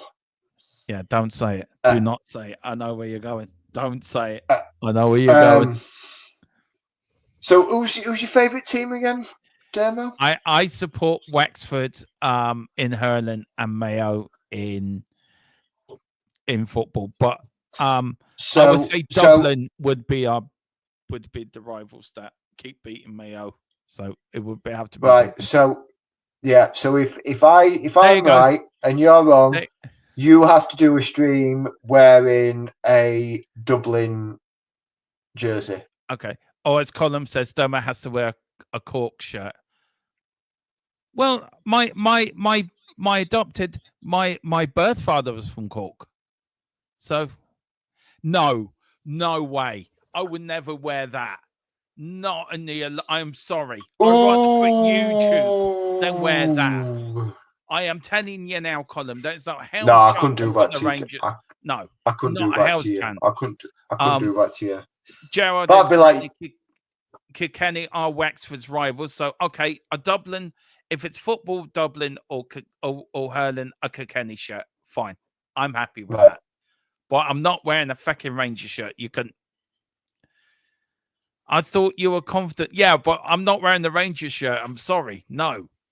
You just concentrate on your emergency call at work.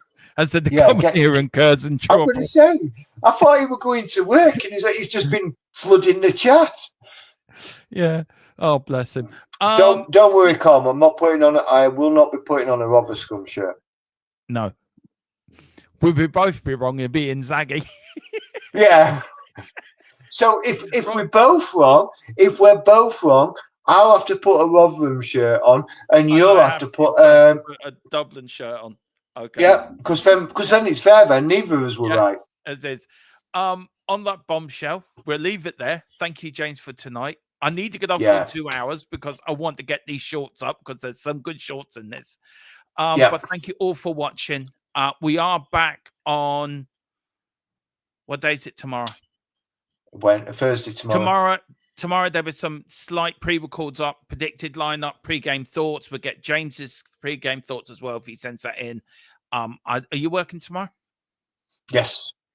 Yeah, I will try and get. I will try and get them done either on my bus journey in or on my train journey home. But I'll probably try and get it on the way in, so it's there for you in the morning. Yeah. If I'm alert enough to be able to get it done. Yeah.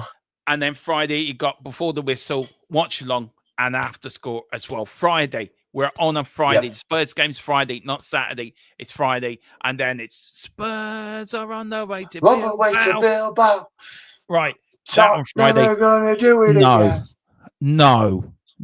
On that bombshell, we will leave it there. Guys, we'll see you in the next one. Come on, you Spurs. In the big we trust.